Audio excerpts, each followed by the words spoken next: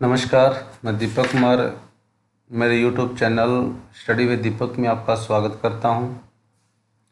आज के इस वीडियो लेक्चर के माध्यम के द्वारा हमारी जो +2 की हिस्ट्री की बुक है उसका चैप्टर नंबर 6 भक्ति सूफी परंपराएं,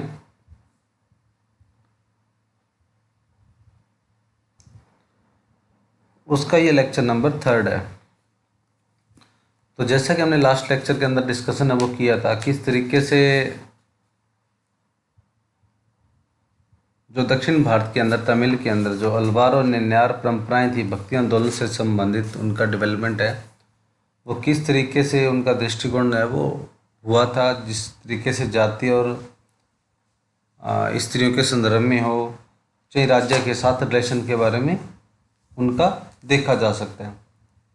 इसी के अंतर्गत जो आज हमारा ये जो वीडियो लेक्चर है जिसके माध्यम के द्वारा अलग हमारे उत्तर भारत और कर्नाटक से संबंधित जो परंपराएं हैं और इस्लामिक जो परंपराएं हैं किस तरीके से इनका डेवलपमेंट और विकास उनके बारे में बताया गया है। तो चलिए आज का वीडियो लेक्चर शुरू करते हैं। कर्नाटक की वीरशैव परंपरा। 12वीं शताब्दी में कर्नाटक में एक नवीन आंदोलन का उद्भव हुआ था जिसका नेतृत्व बासवन्ना नामक एक ब्राह्मण ने किया था। लगभग एक नए मूवमेंट का जो आंदोलन करने के लिए जिसका जो मूवमेंट था वो चलाया था वो लगभग 1106 से 68 ईस्वी के अंतर्गत बासवन्ना नामक एक ब्राह्मण ने चलाया था।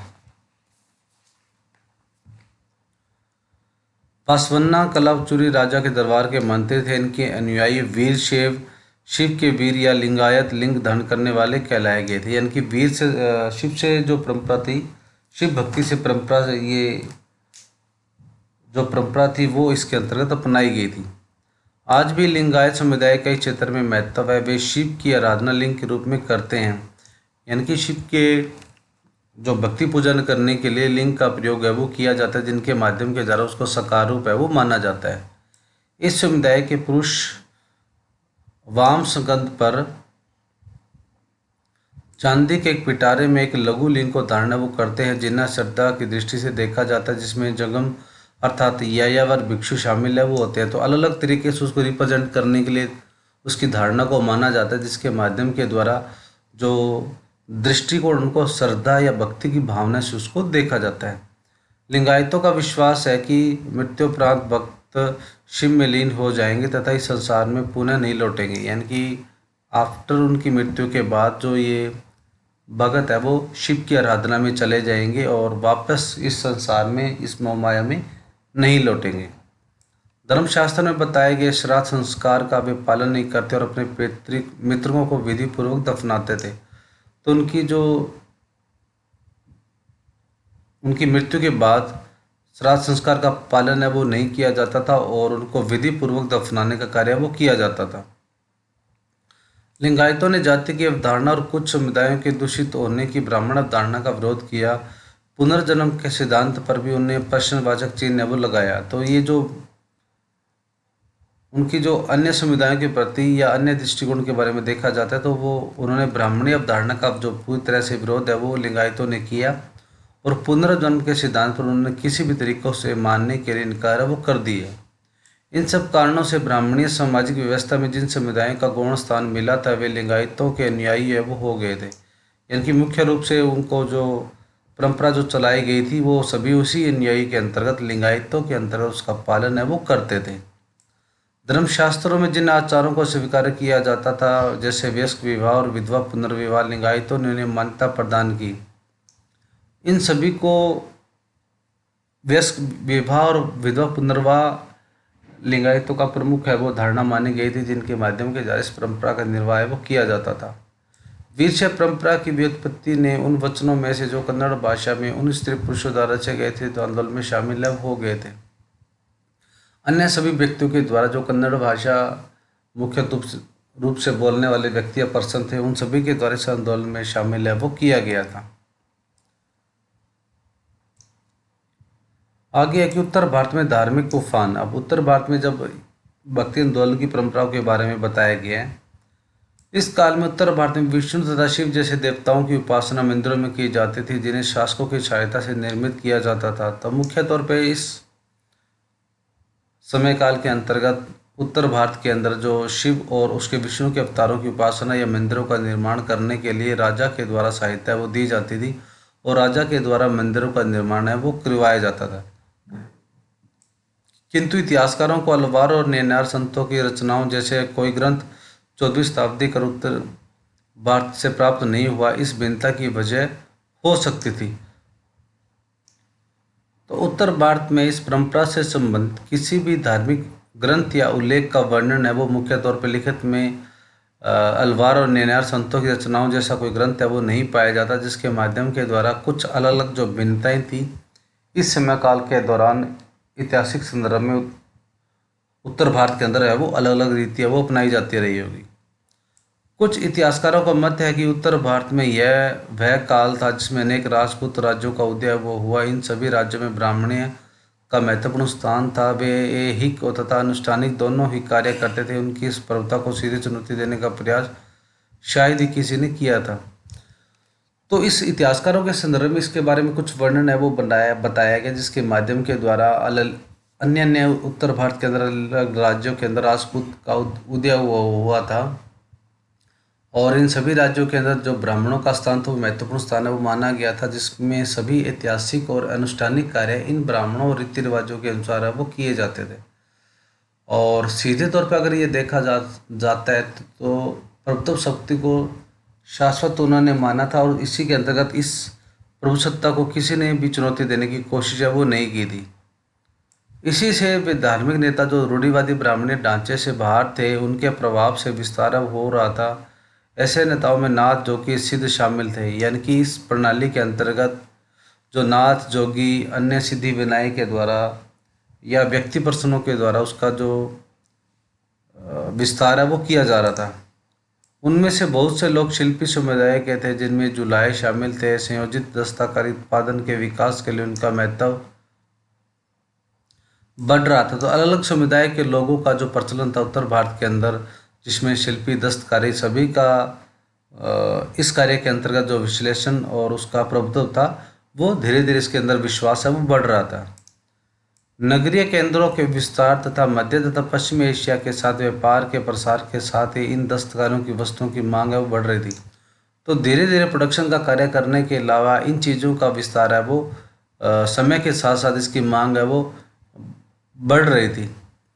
अनेक नवीन धार्मिक नेताओं ने वेदों की सत्ता को चुनौती दी और अपने विचार आम लोगों की भाषा में सामने वो रखे। समय के साथ यह भाषा इस रूप में विकसित हुई जिस तरह आज भी प्रयोग में लाई जाती रही है। अपनी लोकप्रियता के बावजूद नवीन धार्मिक नेता विशेष शासक वर्ग का प्रश्य हासिल करने की स्थिति में नहीं थे।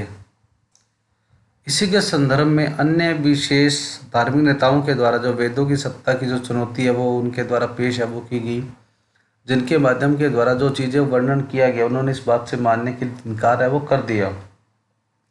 और इसी के अंतर्गत कई ऐसे जो भाषाओं के द्वारा अलग अलग जो रीति रिवाजें अपनाने के लिए वेदों की रचना है वो की गई, जिसके माध्यम के द्वारा जो अलग विशिष्ट शासक वर्ग था उनका प्रचलन धीरे धीरे उनकी स्थिति के अंतर्गत बढ़ रहा था।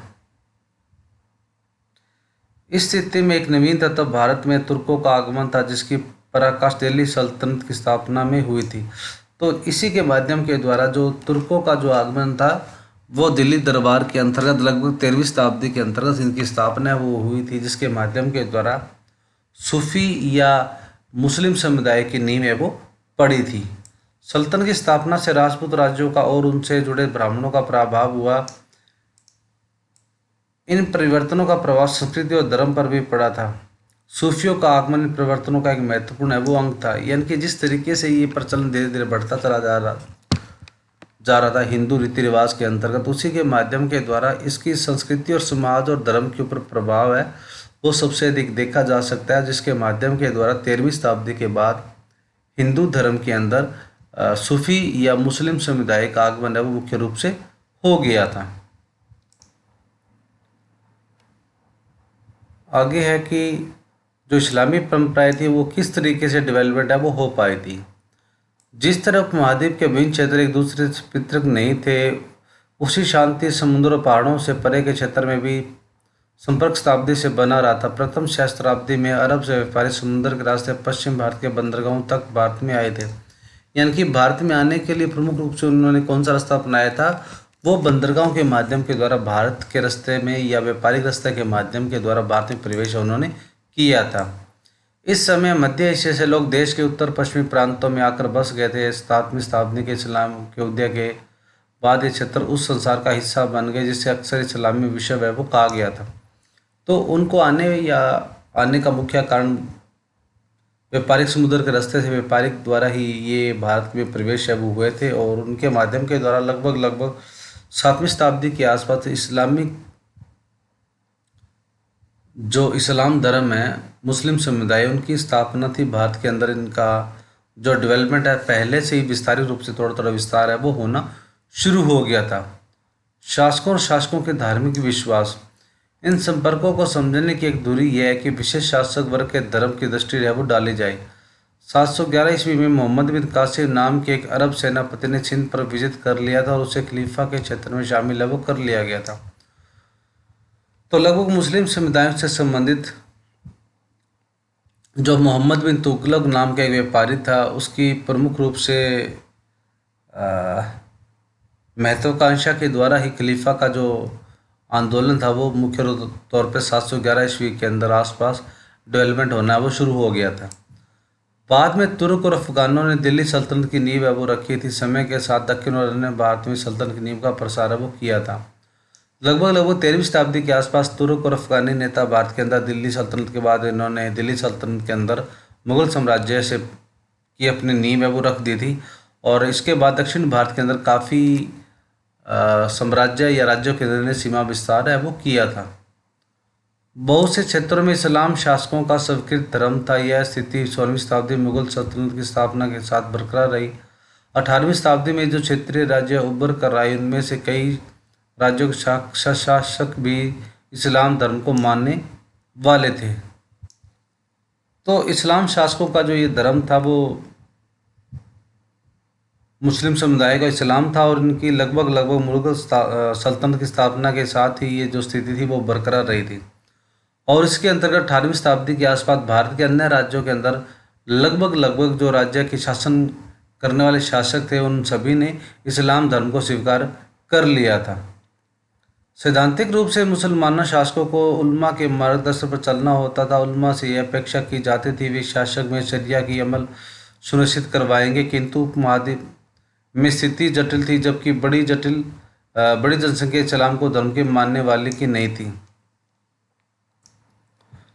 तो सैद्धांतिक रूप से शासकों के लिए उल्मा के सिद्धांतों पर चलना मुख्य माना गया था, जिसमें उनके जो दृष्टिकोण बताए गए थे, जो नियम निर्धारित किए गए थे, उन्हीं को ही उनका पालन करना सबसे प्रमुख जो जिम्मेवारी थी उनकी मानी गई थी। इस संदर्भ में जिम्मी अर्थात संरक्षित श्रेणी का प्रादुर्भाव हुआ। जिम्मी वे लोग थे जो उत्घटित धर्मग्रंथ को मानने वाले थे, जैसे इस्लामी शासकों क्षेत्र में रहने वाले यहूदी और ईसाई।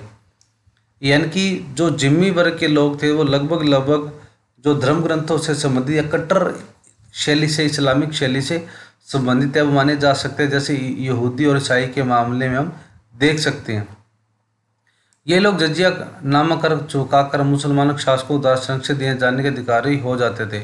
तो जजिया कर के माध्यम के द्वारा जो धार्मिक कर लगाया जाता था वो सभी के सभी इसी के अंतर्गत इस्लाम का जो कानून का उल्लेख है वो करते थे। भारत में इसके अंतर्गत हिंदुओं को भी शामिल है वो कर लिया गया था। मुगल शासक अपने आप को न केवल मुसलमानों के अपितु सारे समुदायों का बादशाह वो मानने लगे थे। तो धीरे धीरे समय के अंतराल के बाद जो मुस्लिम समुदाय का प्रभुत्व वो हिंदू समाज के ऊपर विस्थापित है वो होने लगा था, और मुसलमान लोग सभी समुदाय को अपना जो बादशाह था वो मानने लगे थे। यानी कि जो इस्लामी कानून बनाया गया वो सबसे बढ़िया कानून और जो धर्म है वो माना जा सकता है। वास्तव में शासक शासकों की तरफ काफ़ी लचीली नीति अपनाते थे। उदाहरणतः बहुत से शासकों ने भूमि अनुदान व कर की छूट हिंदू, जैन, पारसी, ईसाई और यहूदी धर्म संस्थाओं को दी, तथा साथ ही गैर मुसलमान धार्मिक नेताओं के प्रति श्रद्धाभाव व्यक्त किया। ऐसे अनुदान अनेक मुसलमान बादशाहों ने, जिनमें अकबर और औरंगजेब शामिल थे, दान दिए थे। तो मुस्लिम शासकों द्वारा अलग अलग जो नीति थी वो अपनाई जाती थी, जिसके अंदर वो भूमि दान, शासकों के लिए कर की छूट, हिंदू, जैन, पारसी, यहूदी धर्म संस्थाओं, अन्य सभी व्यक्तियों, गैर मुस्लिम समुदायों के नेताओं या लोगों के द्वारा उनको प्रदान है वो की जाती थी। और सबसे अधिक उनमें जो जिन व्यक्तियों का नाम आता है, जिसमें अकबर और औरंगजेब शामिल है, वो किए जाते हैं, जिसमें काफ़ी अधिक मात्रा में जो संरक्षणवाद की नीति थी वो उन्होंने अपनाई थी। आगे आ जाता है कि लोक प्रचलन में इस्लाम। इस्लाम के आगमन के बाद जो परिवर्तन हुए वे शासक वर्ग तक सीमित नहीं थे, अपितु पूरे उपमहाद्वीप में दूर दराज तक और विभिन्न सामाजिक समुदायों, किसान, शिल्पी, योद्धा, व्यापारी के बीच वो फैल गए थे। तो धीरे धीरे इनका जो डेवलपमेंट है वो किसान, शिल्पी, योद्धा, व्यापारी सभी लोगों के बीच में इनका जो धर्म का जो प्रसार है वो फैल रहा था। जिन्होंने इस्लाम धर्म कबूल लिया उन्होंने सैद्धांतिक रूप से इनकी 5 मुख्य बातें मानी। अल्लाह ईश्वर, एकमात्र ईश्वर है, पैगंबर मोहम्मद और उनके दूत हैं, दिन में 5 बार नमाज पढ़ी जानी, खैरात बांटनी चाहिए, रमज़ान के महीने में रोज़ा रखना चाहिए और हज के लिए मक्का वो जाना चाहिए। तो 5 इनकी मुख्य बातें थी। सभी को, इस्लामिक धर्म को मानने वालों को ये सारी की सारी बातें, अल्लाह में विश्वास करना, भगवान में विश्वास करना और पैगंबर मोहम्मद के जो दूत हैं यानी कि वो उनके शांति दूत के रूप में मानना, 5 बार नमाज अदा करना, खैरात बांटना, धन दौलत बांटना, रमज़ान के महीने में रोज़ा रखना और हज के लिए मक्का जाना, जहाँ इनका मुख्य धार्मिक केंद्र है वो माना गया है। किंतु इन सार्वभौमिक तत्वों में अक्सर संप्रदायी वजहों से तथा स्थानीय लोकाचारों के प्रभाव की वजह से भी धर्मांतरित लोगों की व्यवहारों में विभिन्नता देखने में आती थी। यानी कि अलग अलग नज़रिए से जो लोग शामिल होकर आते थे उनमें अलग अलग जो व्यवहारिक स्तर है वो देखा जा सकता था। उदाहरणतः खोजा इस्लामी समुदाय के लोगों ने कुरान के विचारों की अभिव्यक्ति के लिए देशी साहित्यिक विद्या का सहारा है वो लिया था। यानी कि उन्होंने अलग अलग जो इस्लामिक समुदाय के अन्य लोगों के द्वारा अभिव्यक्ति के लिए देशी साहित्य यानी कि विद्या का प्रयोग वो किया था, जो सामाजिक तौर पर एक धार्मिक अनुष्ठानों के लिए एक प्रायोगिक तौर पर लिया जाता था। जीनन नाम से भक्ति गीत जो राग में निबद्ध था, पंजाबी, मुल्तानी, सिंधी, काच्छी, हिंदी, गुजराती में दैनिक प्रार्थना के दौरान गाए जाते थे। अन्य भाषाओं के अंतर्गत भी जो धार्मिक अनुष्ठान, जो रीति रिवाज थे वो किए जाते थे। इसके अलावा अरब मुसलमान व्यापारी जो मालाबार तट के किनारे बसे थे, उन्होंने न केवल स्थानीय मलयालम भाषा को अपनाया अपितु स्थानीय आचारों जैसे मृतकुलीलता और मातृगेहता को भी अपनाया। तो इसके अंतर्गत उन्होंने क्या किया, जो केरल के तट के आसपास जो अन्य समुदाय के लोग विचारिक स्तर थे, उन सभी धार्मिक अनुष्ठानों को अन्य लोगों के द्वारा भी अपनाया गया था। एक सार्वभौमिक धर्म के स्थानीय आचारों के संग जटिल सम्मिश्रण का सर्वोत्तम उदाहरण संभवतः मस्जिदों की स्थापत्य कला में दृष्टिगोचर होता है। मस्जिदों में कुछ स्थापत्य संबंध तत्व सार्वभौमिक थे, जैसे इमारत का मक्का की तरफ अनुष्ठान, जो मेहराब, प्रार्थना का आला और मिनबार की स्थापना से लक्षित होता था। बहुत से तत्व ऐसे हैं जिनमें भिन्नता देखने में मिलती है, जैसे छत और निर्माण का सामान। तो बनावट शैली के तौर पे अगर देखा जाता है तो धार्मिक रीति रिवाजों के अंदर काफ़ी अधिक मात्रा में समानता वो पाई जा सकती है, जिसके अंदर ये प्रार्थना करने के लिए जो बनाया गया घर हो, अन्य जो उसकी जो शैली थी, जिस तरीके से उनका स्ट्रक्चर है वो बनाया जाता था, तो सारे के साथ निर्माण का अलग अलग विभिन्न शैली के अंतर्गत उनका डेवलपमेंट है, जो विकास है वो समय के साथ साथ हुआ था। जिस तरीके से आप देख सकते हो ये जो पिक्चर आप दिखाई गई है, समय के अंतर्गत इनका जो डेवलपमेंट है वो किस तरीके से जो चेंज है वो होती चली गई। समुदायों के नाम, हम अधिकतर हिंदू और मुसलमान जैसे शब्दों को धार्मिक समुदायों को निश्चित हद तक मान लेते हैं, किंतु यह तो सच है कि इन शब्दों का बहुत समय तक कोई प्रचलन नहीं था। जिन इतिहासकारों ने 8वीं से 14वीं शताब्दी के मध्य संस्कृत भाषाओं, ग्रंथों और अभिलेखों का अध्ययन किया, वे इस तथ्य को उजागर करते हैं कि इसमें मुसलमान शब्द का शायद ही कहीं प्रयोग है वो हुआ है।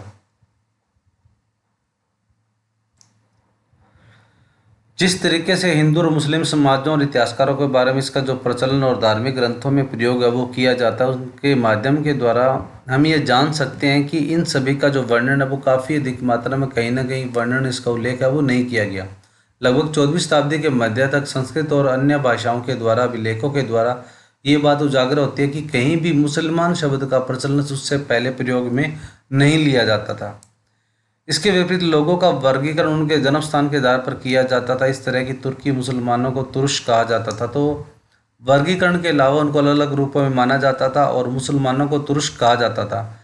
तजाकिस्तान से आए लोगों को ताजिक और फारस के लोगों को पारसिक नाम से संबोधित वो किया जाता था। यदा कदा अन्य लोगों को दिए गए नामों में नए प्रवासियों के साथ जुड़ा है वो जाता था, तो अलग अलग नाम प्रसिद्ध होने के कारण उनको अलग अलग स्थानों के साथ संबंधित है वो माना गया था। उदाहरण दिया, तुर्क और अफगानों को शक और यमक भी कहा जाता था, तो जिसके अंतर्गत तुर्क और अफगानों को शक और यवन ग्रीक लोगों के लिए प्रयुक्त है वो कहा जाता था, इनसे संबंधित है वो माना गया था। इन प्रवासी समुदायों के लिए एक अधिक सामान्य शब्द मलेच्छ था, जो इस बात की ओर इंगित करता है कि वह वर्ण नियमों का पालन नहीं करेगा। यानी कि एक अन्य समुदायों के लिए जिनका जिस शब्द का सबसे अधिक प्रयोग है वो किया जाता था वो शब्द मलेच्छ था, जिसके बाद के लिए ये धारणा बनी हुई थी कि वो नियमों कानूनों का उनका पालन है वो नहीं करते हैं और ऐसी भाषाएं बोलते हैं जो संस्कृत से नहीं उपजी है। इसके अंतर्गत जो भाषा उनके लिए प्रयोग की जाती है उनका प्रयोग कहीं भी किसी भी तरीके से संस्कृत से उनका प्रचलन है वो नहीं हुआ है। हालांकि ऐसे शब्दों में हीन भावना नहीं थी, किंतु उन्होंने एक ऐसे विशिष्ट मुसलमानों धार्मिक समुदायों के लिए शायद ही प्रयोग किया जाता हो जो हिंदू समुदाय के विपक्ष में ना हो। तो जिस तरीके से इन शब्दों का प्रयोग किया जाता था वो कहीं ना कहीं शायद हो सकता है कि वो धार्मिक अनुष्ठानों समुदायों के लिए, खास करके मुसलमानों के लिए उनका प्रयोग है वो किया जाता और कहीं ना कहीं वो रीति रिवाज थी वो हिंदू धर्म के लिए उनका प्रयोग है वो नहीं किया जाता हो। हिंदू शब्द अनेक तरह से इस्तेमाल किया जाता था और उसे धार्मिक समुदाय के एकमात्र अर्थ में सीमित नहीं किया जा सकता। अगर प्राचीन हिंदू समाज के अगर इसके ग्रंथों के बारे में जब वर्णन किया जाता है तो हिंदू धर्म को उसका उल्लेख है वो कहीं ना कहीं एक अर्थ या धार्मिक अनुष्ठानों के लिए प्रयोग नहीं किया जाता, बल्कि एक वर्ग के लिए उनका प्रयोग है वो किया जाता था। तो बच्चों, ये था हमारा आज का वीडियो, आज का लेक्चर, जिसके माध्यम के द्वारा जो दक्षिण भारत के अलावा जो अन्य परंपराएं हिंदू रीति रिवाज के अंतर्गत जो अपनाई जाती थी कर्नाटक और अन्य समय काल के बाद 13वीं 14वीं शताब्दी के हिंदू और मुस्लिम धर्म की प्रचलित रीति रिवाजों के अंतर्गत हमने इस वीडियो लेक्चर को देखा। तो अगर आप मेरा वीडियो लिए पहली बार देख रहे हो मेरे चैनल को प्लीज़ स्टडी विद दीपक को सब्सक्राइब कर लें और दिए गए बेल आइकन को क्लिक कर लें ताकि जब भी कोई वीडियो अपलोड हो उसका नोटिफिकेशन आपको मिलता रहे। इसके अलावा अगर आप मेरा वीडियो ज़्यादा से ज़्यादा इसको अगर आपको पसंद आए तो इसे लाइक करें, ज़्यादा से ज़्यादा दूसरे बच्चों के साथ शेयर करें ताकि आपके साथ साथ दूसरे बच्चे भी अपनी स्टडी है वो कंटिन्यू कर सकते हैं। तो मिलते हैं अगले वीडियो में एक नए लेक्चर के साथ, तब तक stay home, stay safe and be positive.